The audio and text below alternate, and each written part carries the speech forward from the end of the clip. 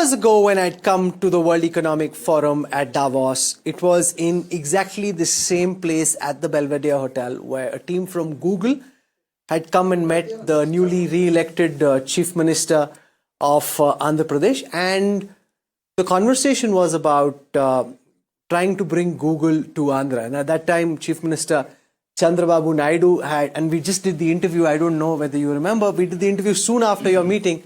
And amongst the first things you said in the interview was, I'm going to bring Google to Vijayawada. And I didn't say it to you, of course. I was thinking to myself, ye kyun aayenge? Why will Google come build something in Vijayawada? So you've been able to pull something off very remarkable. And as is quite rare, turn that talk into action. You must be feeling on top of the world. I'm very happy for that. This is how we built over a period of time, not only one. Now it is India's time, and all states going to achieve substantially. I'm very happy about it. Not only Google, you can go through last 18 months. So much of transformation, either investment, development, everything. Now whole world is talking about India, and also we are attracting our own share. No, but the interesting thing is, I was reading a Bank of Baroda report which says 1/4 of the investment that's been announced just in the last fiscal is actually coming into Andhra Pradesh from not being an active player in these sectors like IT, like quantum, like AI, like GCC. Suddenly, bigger states like Maharashtra thinking of US competition. I'm very happy for that. Not competition. We are working together. Why should we think as a competitor? India is a big nation. We are all friends, colleagues. Everybody will work together. And ultimately, if any state will win, country will win. But let me ask you this, Naidu Garu, because I spoke to two other chief ministers. I won't name them because that's not fair. But this was soon after the announcement of your big deal with Google, which is building up a big data center in your state. And they said that CBN is doing something unfair. He's giving land at ridiculously low rates. He's giving power at low rates. This is not the right way to do it because he's building up a huge public debt burden, which he will go after 5 years. That's what they were saying. And others will have to deal with it. This is not the right thing to do. No, people will say all these things. But ultimately, everything has to be viable. For them, for us also. Now, what we are giving, either what you are saying, our electricity charges, some incentives, and also GST incentives. What they are paying, portion of it I am paying back. I am not giving any money from my exchequer. No, but land? Land, I am telling you, Hyderabad, before construction of high-tech city, what is the value of that land? Now Kokapet, present government is selling 175 crores per acre.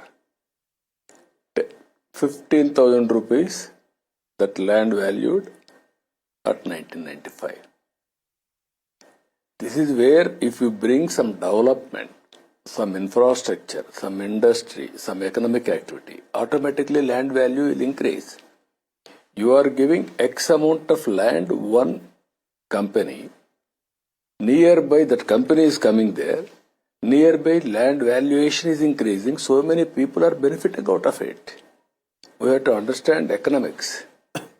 This is where I am saying, one should have, Narendra Modi ji, why should he give at that time 1 rupee like that for Tata?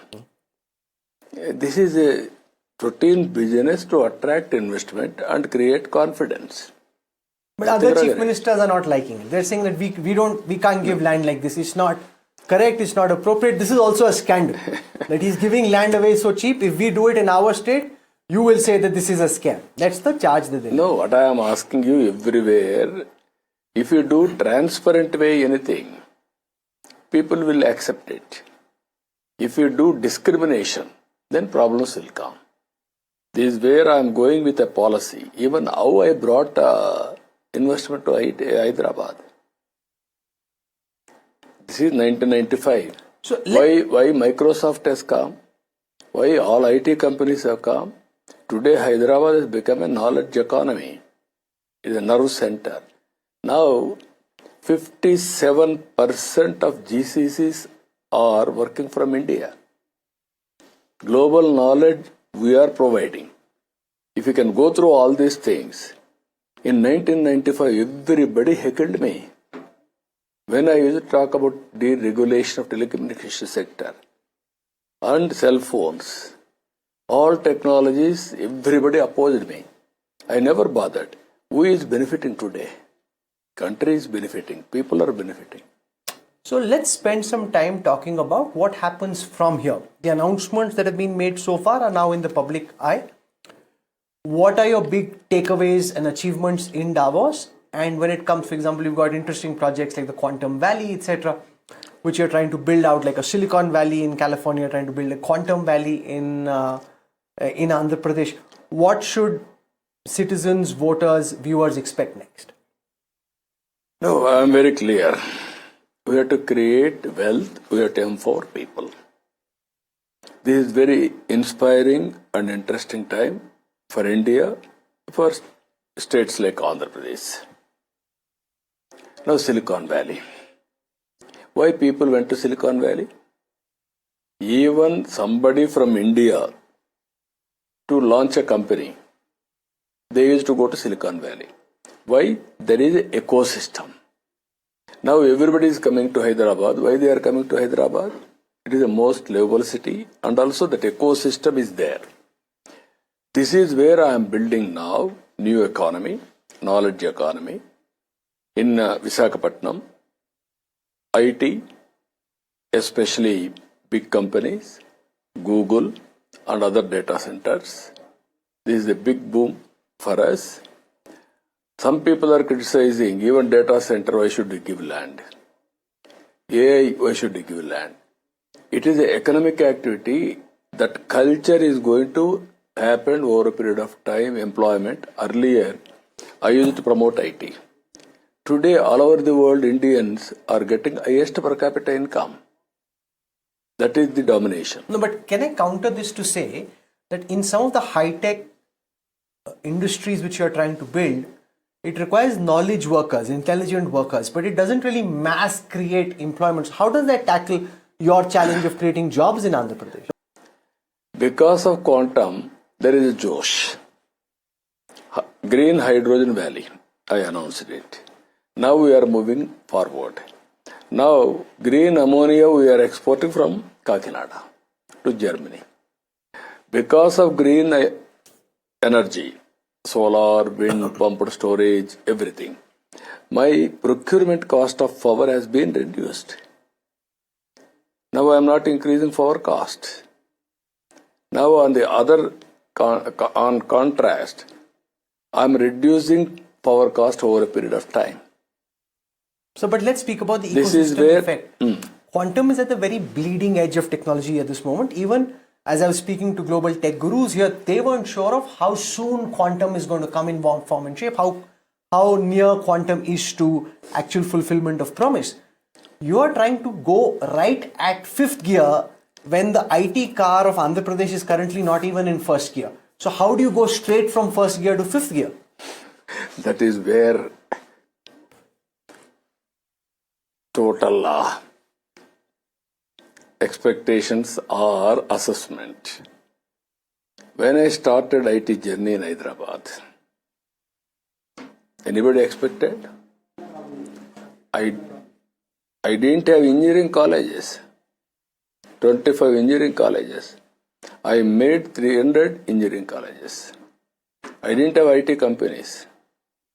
I went to California, total America, 14 days. I brought everybody. That is how I built knowledge economy, biotechnology, and also financial district, supporting infrastructure. When I thought, everybody used to ask me how to come to Hyderabad, come to Bombay, stay overnight, next day you come to Hyderabad. They will say, why should I come to Hyderabad? I can do business in Bombay and then go back. That is where open sky policy. That is first Emirates flight to Hyderabad. Then Emirates flights everywhere. Now, the same is true for Vizag. Connectivity is still not very good. Now international airport has come. What I am saying, all these things will be there. But we have to put efforts to fill the gaps.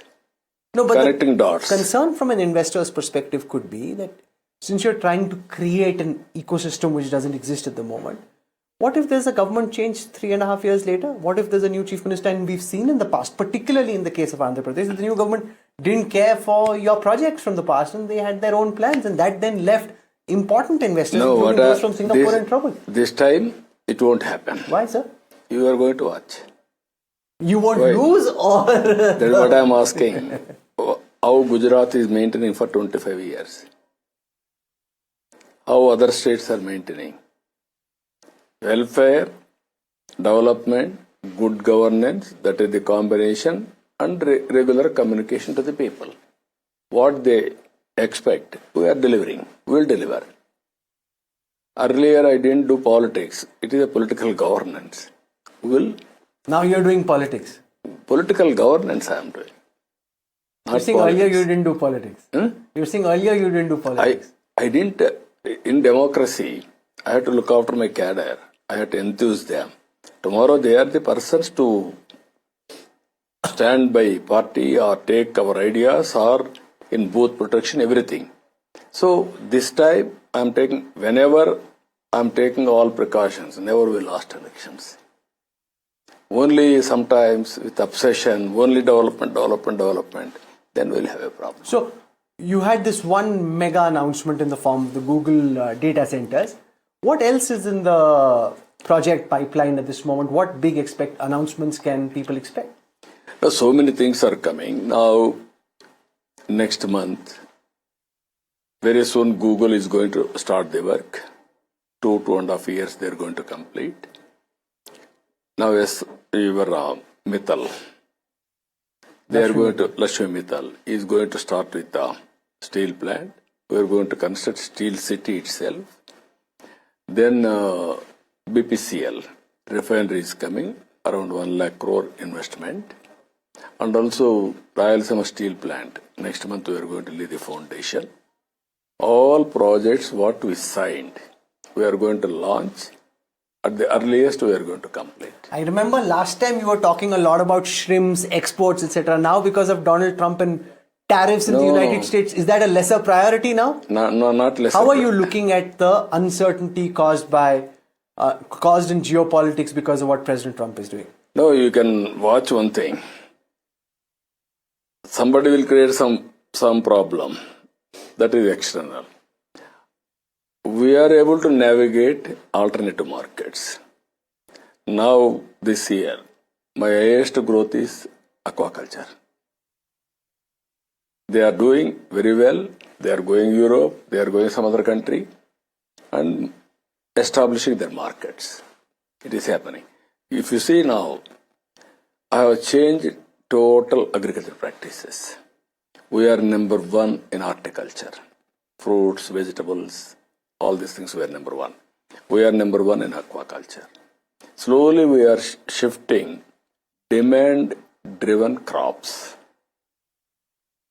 People are changing their habits. We are changing our pattern of agriculture with technology, everything. Ultimately, agriculture is the biggest advantage for Andhra Pradesh. As on today, 35% GSTP contribution agriculture. No other state is getting this type of advantage. So we are not leaving. Aquaculture will be there. Our horticulture will be there. Araku coffee will be there. You've always been a futurist and a technologist and very passionate about emerging technologies. How do you see artificial intelligence impact governance in the Indian federal context? It is a big game changer. And also, tomorrow there will be better technology compared to AI, improved version. That is going to happen. Now, India, if you can go through, once we had a problem, power. Now, single corridor, one corridor for power sector, anywhere to anywhere. Solar, wind, pumped storage, everything is reality. Tomorrow, nuclear. If you masterize energy, you are very strong in information technology. Then application, if you go perfectly, then you can see the real development. What we are doing today, this is, you can multiply. That is my assessment. So I am going in that direction. I am very confident things will happen. Every state is having some advantages.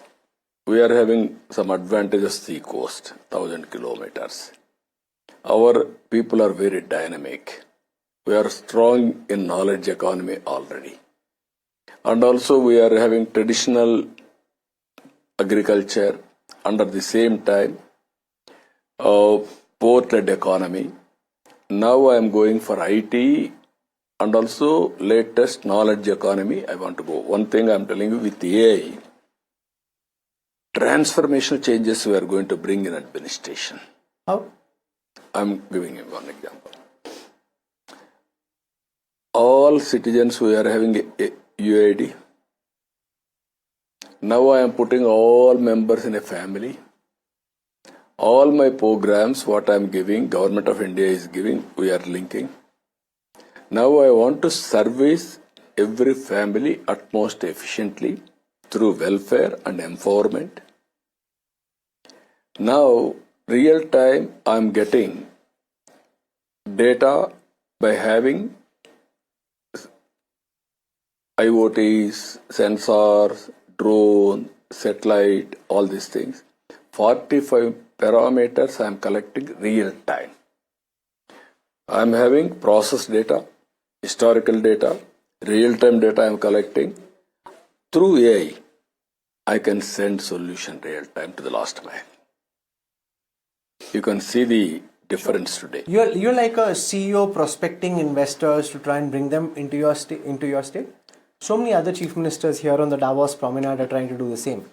Who do you think of as competition? Who do you think is doing a good job? Who's the next CBN? No, I don't want to comment. Everybody, we are colleagues. Who do you think is doing a good job? No, You look at him and say, this guy is doing a good job.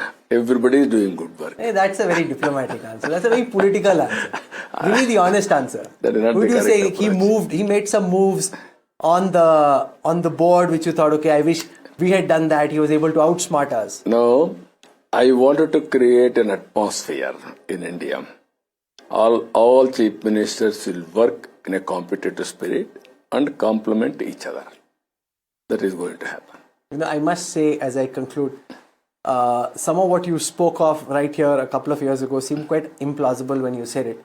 The fact is, you've been able to get these big companies to make those announcements, which by itself is a big achievement. Now to try and ensure that it gets implemented and executed and then act as magnet to build an entire ecosystem around it. You've done it once in Hyderabad. Not many would have given you a chance in Vijayawada, but you've kind of moved down that path. We look forward to tracking the progress and seeing what comes between now and Davos next year. Thank you very much. One more thing I want to tell you. Yes.